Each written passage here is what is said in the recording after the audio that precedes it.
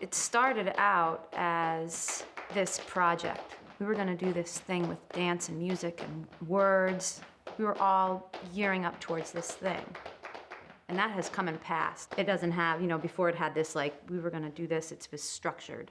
And now it's kind of like, now we're doing this, I didn't know anybody except Lindsay before we started doing this. We took flamenco classes together from a woman here in Portland, and she asked me to do it, and I was like, sure, yeah, of course. I think that the mix initially was Lindsay and myself. Lindsay had this idea to do this project, and I knew that I wanted to get into this, going more in this direction with the music I was making in my life. But we knew it immediately that we wanted to involve Dylan. I'm a percussionist. I play bongo, which is these here, and the cajon. Yeah, the cajon is Spanish word for box. So it is just a box. I'm most familiar with in Cuban culture. It exists where dock workers would be unloading shipments of things, fish, and then on breaks they play. This is African slaves in Cuba from West Africa. There was a guy who lived here for a while who was Swiss, and he lived in Cuba for 5 years. He was part of a salsa group that played in Portland called Orquesta Dulce and Dulce de Leche. I forget which was first, but I got my first lesson from him. And then I started listening to more Cuban music. I went to Brazil in 2002 and studied some samba percussion there. And then I've been to Cuba twice as well.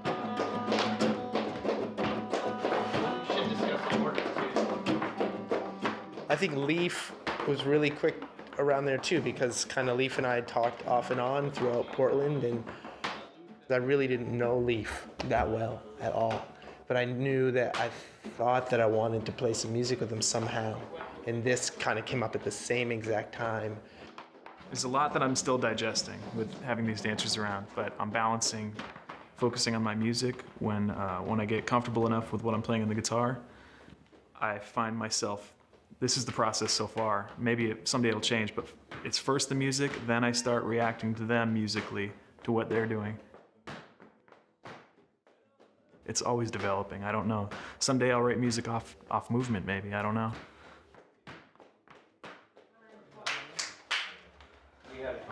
You're up before I am, so I'm going too slow, too fast. And I'm like, okay, really lean into it.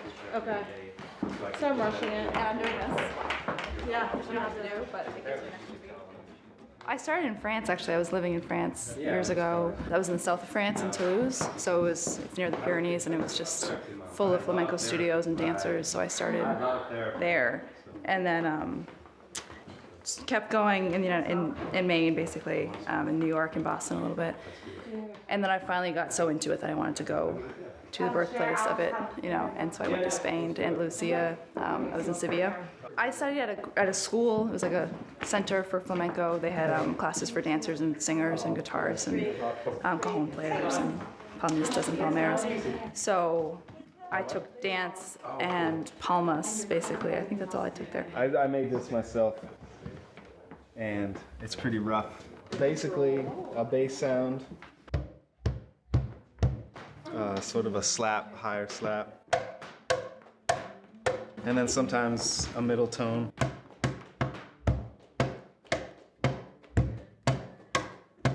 And then the tone changes sometimes when you tilt it up. It's got a sort of a break. And then the sides also have tone. I do palmas, which is like part of the percussion. I can't go in depth as much as Lindsay can, or somebody else who has like a very musical background. I sang in the church choir, so I like to go to practices and hang out. This is my community. It's a dance that came from Spain, from the Roma, the Gypsies, and it was a dance that was a response to their life and the persecution they went through in Spain, and they were and are often a very poor people. They didn't have a lot of instruments or things to use to make music, so they used their feet and their hands, and hence the palmas and the footwork, and they used a wooden box for their drum. And So all of it comes out of just this need to express their struggles and to express their struggles, but also love and hope and happiness and their journey. But all of this, all of the hand movements and the footwork and the sounds and all that comes out of just working with little, basically, to create something really magnificent. What's that pick? I don't know if it's resin or plastic. It's the only one I have, and it's the only one that, I mean, it's Is it made for oud? Oh yeah, that's a new player would use? Yep. Yeah, I got this one here, but if I was using a microphone, then I could use this. It's got a nicer sound because it's animal horn, but I'll shred it if I play in this band, so I need synthetic material. But yeah, that's the tech, and it goes through the hand like that. Yeah.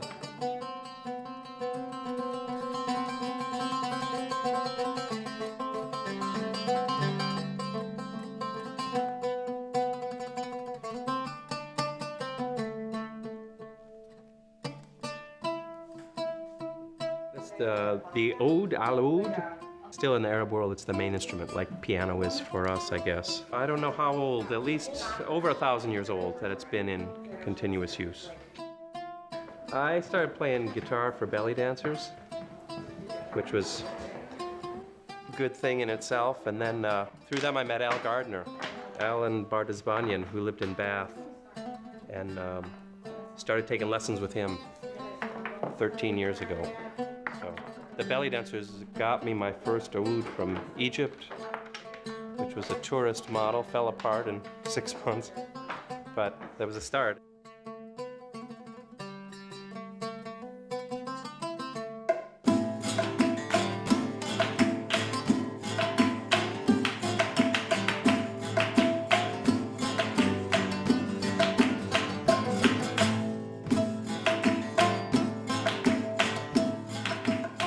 Started with Lindsay's senior project for her degree at Goddard. She basically was putting herself out there in a series of poetry and a memoir that she had written covering a period of 10 years of her life. Basically, all of us ladies had never really been in a band like this before, and Anna and I entered the group as Lindsay's friend, kind of more as emotional support for this very personal, intimate thing that she was doing, and kind of just like learned the palmas and learned the different flamenco rhythms, and we're kind of like discovering what it is to like be in a band and what it needs from us.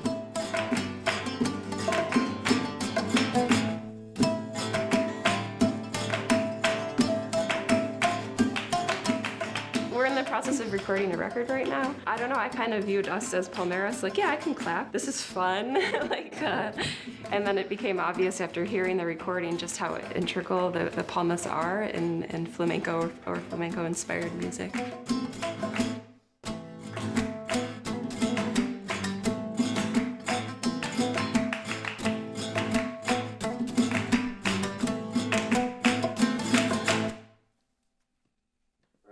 Enjoy about this particular group is that we care about each other, and everyone really obviously cares about the music, so when someone starts to play, it's like people are paying attention. It feels like everyone's realizing that we're creating something with each other, something else, something new. But we're definitely very adamant to make sure that people don't think that they're going to hear traditional flamenco, because it's definitely not. My view of flamenco music, traditional flamenco music, gypsy music, in Lindsay's view, is a very familial affair, and it's very like,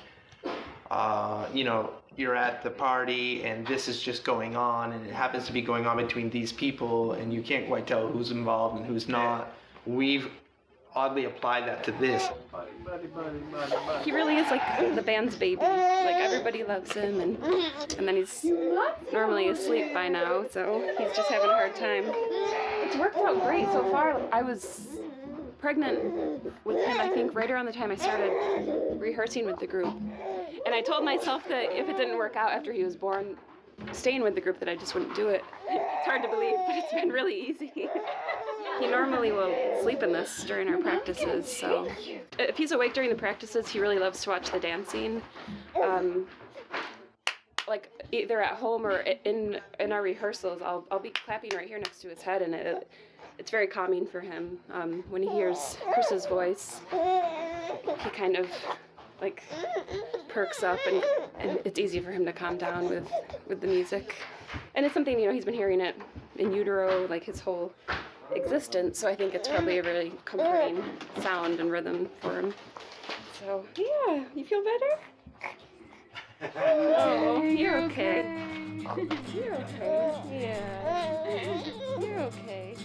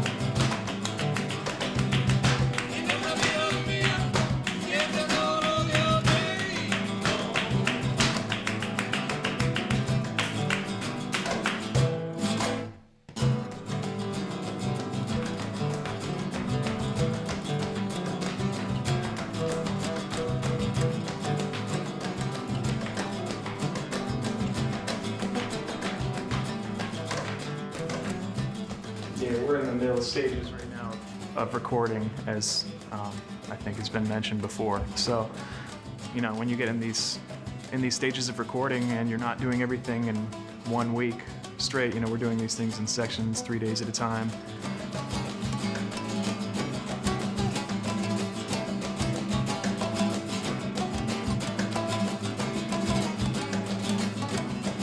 So it's going to take a few months, so we're going to be working on this stuff for a little while, and I think when this recording gets done and gets mixed and we're finished with that, I bet we'll start grabbing a bunch of new stuff.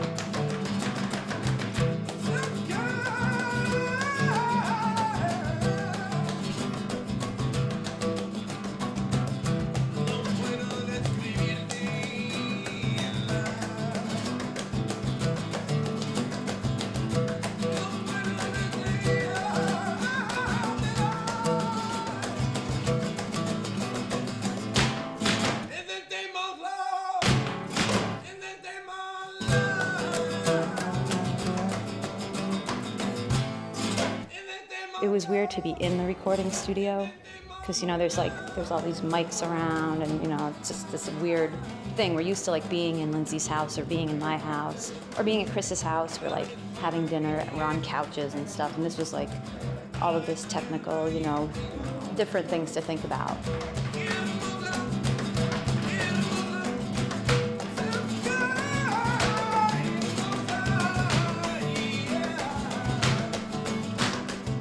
It didn't sound the way it normally feels because there was also no dancing. A huge part of this is when you're interacting with other people, and it's really interacting with the dancers. I feel like there's this connection between the dancers and the musicians. And being somebody who likes to dance, I can really feel that when I'm doing palmas. So when we were recording, we weren't playing for dancers. It was only like half of the stuff was happening, so it's kind of a weird feel.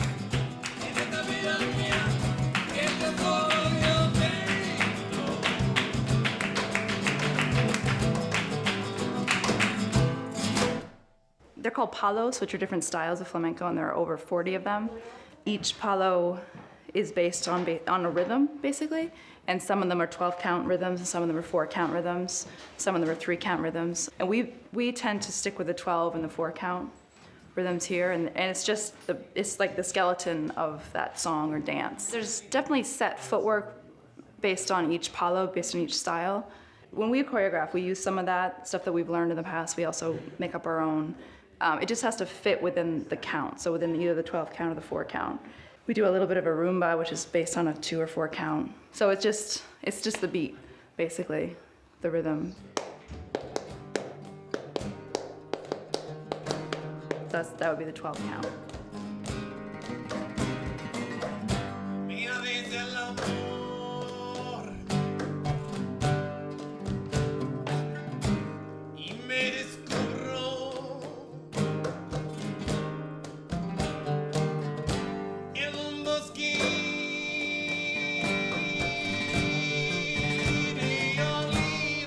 It's definitely not like any musical group I've been a part of. I think we're still sort of figuring out what we are, you know, because we're coming from totally different places, different experience. Some people have lots of experience with music, some people have lots of experience with dancing, some people don't have much experience with any of that or one or the other.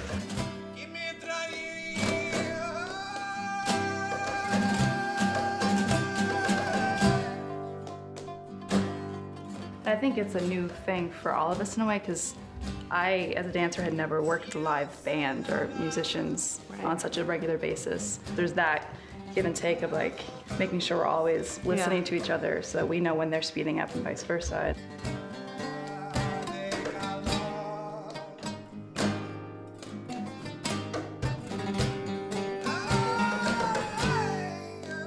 Having both the music and the dance and the palmas and everything just sort of adds to this sort of in the moment feeling, I think. That's what's really nice about it. I think we start with the tempo and the beat. We have some songs that are written to a 12 beat, and then some songs that are written to a 4 beat. And in flamenco, certain movements go with one or the other easier. We start with that, I guess. And the footwork too, yeah. And the footwork. And then we just... From things that we've learned or seen. Yeah, I mean, even that's kind of a mesh, a blend of different styles. Mostly modern and a little bit of jazz, a little bit of ballet. Yeah. Definitely flamenco is like the base, and then we kind of add stuff. Some we do together, some we do separate. There are things that we dance, you know, Lindsay will dance tonight by herself. There are things we do on our own. It's kind of a combination.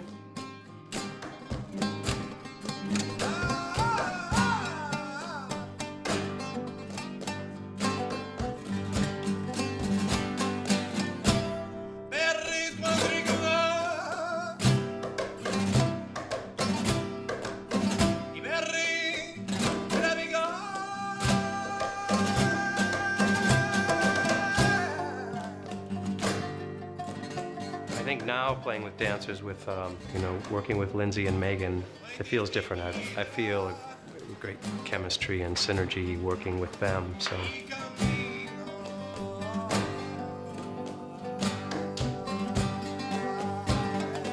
That's what makes this group special and a lot of fun and a great outlet for me, because other than that, I study Arabic music, which keeps me in my room most of the time.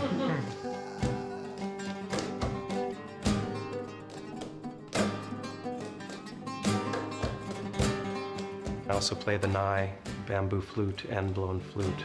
The oud and the nai are both instruments that are commitments. You don't pick up the oud once every couple weeks and blaze on it, you know? And the nai is even worse. So this group is a great outlet. It's nice that they let me come along and play, you know, so I can have some fun.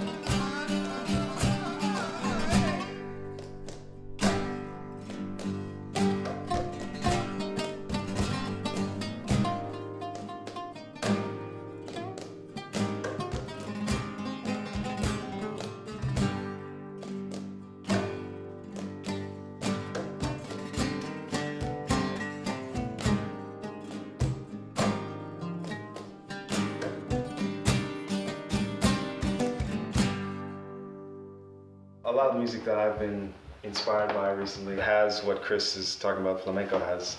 It's a part of life where people get together. When they get together, you know, they have a party, there's food, and then eventually there's music and there's dancing and singing. In some places, that's still a really big part of life. It hasn't been a big part of life for me, where it's like music, something that you listen to on a CD, or you go to a show and see a band who's entertainment. For me, like I really want to have music in my life more, and so this is like the closest I feel like I've ever been, where we're brought together. Primarily, I feel like because of just friendships, and then music is a part of it too. It's an experiment, I think, but it feels good.